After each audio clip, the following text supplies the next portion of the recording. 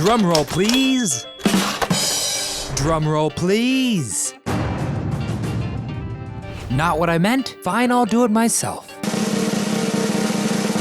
Come one, come all, for it's time for the next installment of Do You Remember's massively popular series, Bombshells Throughout History. And if 80s bombshells conjured up heavy metal and hot rods, and the 70s were all about poster girls and summertime fun, then today's beautiful rundown is closer to an elegant, refined wine. I'm talking, of course, of the 1960s, the decade with...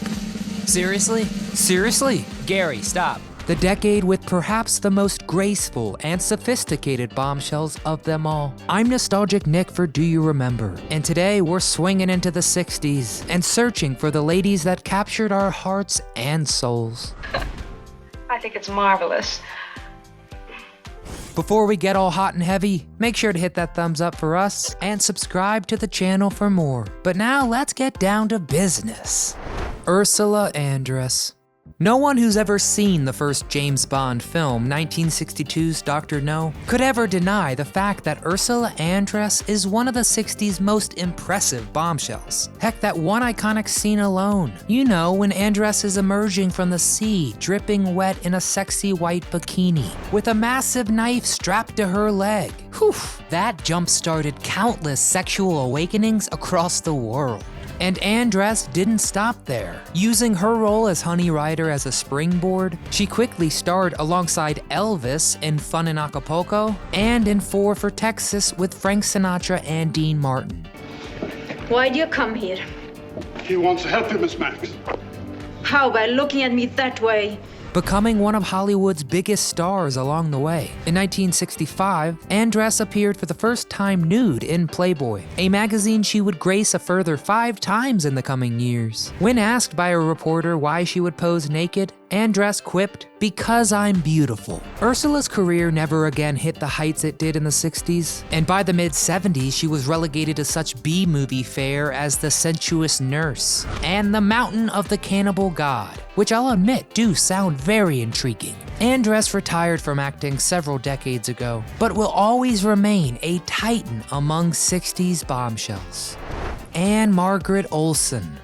An immensely talented actress and singer who was stunningly beautiful and once billed as the female Elvis. You'd better believe Margaret was one of the biggest bombshells of the 60s. Her second ever film role was in the Rodgers and Hammerstein musical State Fair, for which she initially tested for the good girl role, but was deemed too seductive and cast as the bad girl. And thus, the two sides of Margaret were born. The actress later wrote in her autobiography that she changed from Little Miss Lollipop to Sexpot Banshee as soon as the music started. And Margaret never slowed down, becoming one of the most recognizable faces of the 60s by starring in the massive hit Bye Bye Birdie. Bye, bye, Birdie!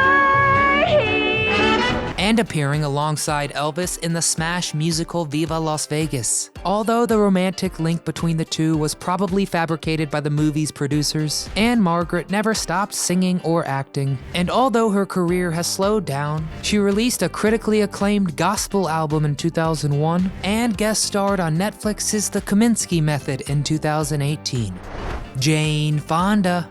Anyone who has ever seen 1968's sci-fi film Barbarella needs no explanation as to why Jane Fonda is on this list. I mean, saving the universe from evildoers while floating through space in a sexy bikini? Yes, please. But Fonda wasn't just one of the 60s most seductive bombshells. She was also one of its biggest stars, highlighted in such critically acclaimed movies as Barefoot in the Park and They Shoot Horses, Don't They? Fonda would go on to have an amazing career. To date, she's won 2 Oscars, 7 Golden Globes, and a Primetime Emmy. No word yet on a forthcoming album to try and secure that EGOT. And Fonda is also well known, perhaps more well known, for her political activism. She controversially visited Hanoi in 1972 to protest the Vietnam War, many calling her Hanoi Jane. Though polarizing, she does what she considers is right. And so we're trying to raise the sense of urgency and encourage people to engage in civil disobedience and to mobilize. These days, Fonda is dominating the small screen. She starred on HBO's The Newsroom and can currently be seen on the Netflix comedy Grace and Frankie. But she will always be a sexy space heroine in our hearts. Tina Louise.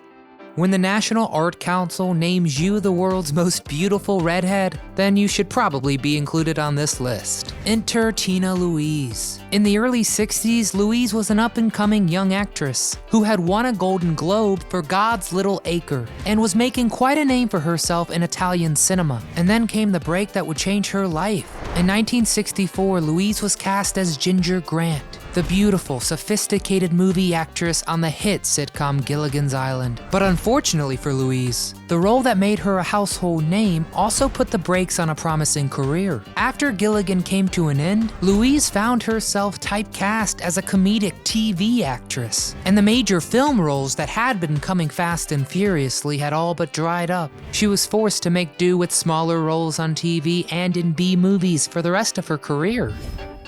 Don't know what you're talking about. Hey, get lost, huh?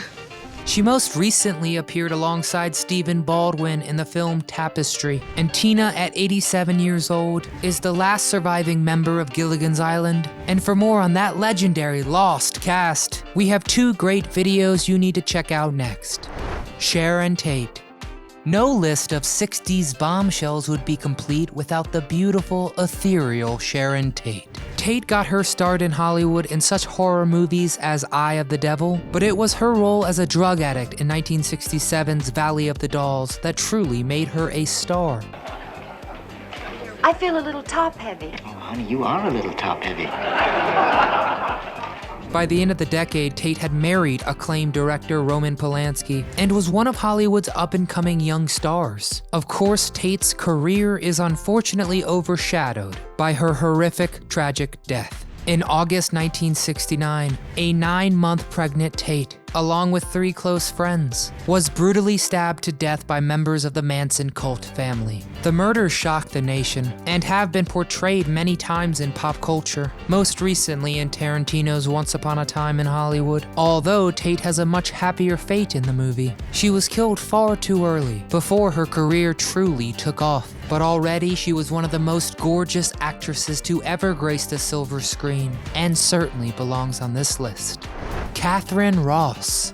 Everyone remembers that Dustin Hoffman's character has an affair with Mrs. Robinson in The Graduate, but it was Mrs. Robinson's daughter who Hoffman eventually becomes obsessed with. And take one look at Katherine Ross and you'll know why. Ross was one of the most beautiful stars of the 60s, with long, silky brown hair and eyes that were magnificent. So it was no wonder that she dominated the box office in the decade, first starring in Shenandoah, before being nominated for Oscars for The Graduate and Butch Cassidy and the Sundance Kid. Ross continued to star in big-budget films throughout the 70s, but spent much of the 80s appearing on such TV shows as The Colbys, before going into semi-retirement in the 90s. She did star in the cult classic Donnie Darko in 2001, and alongside her husband and heartthrob Sam Elliott in 2016's The Hero.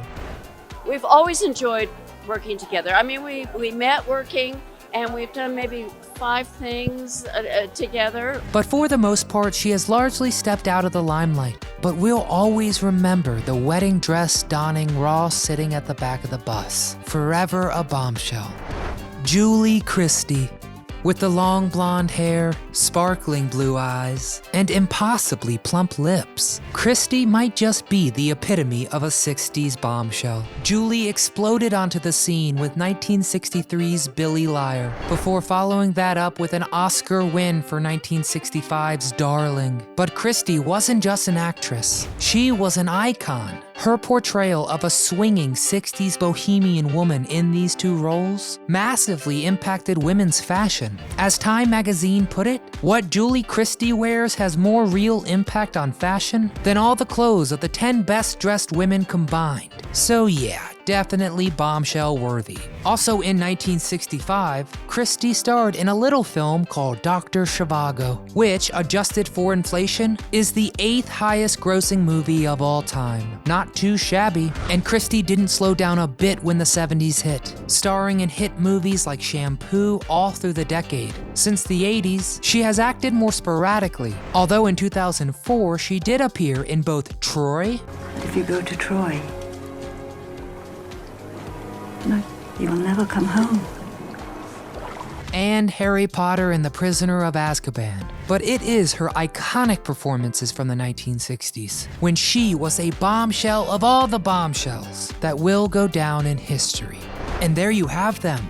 Some of the most beautiful, some of the most ravishing women from the 1960s. Do you have a favorite of our included 60s bombshells? What 60s bombshell did we leave off the list that you absolutely adored? Please get in the comments and fill out our list. We love reading your thoughts. As always, please hit that thumbs up for us and subscribe to the channel if you haven't already. But from all of us here at Do You Remember, thanks very much for watching.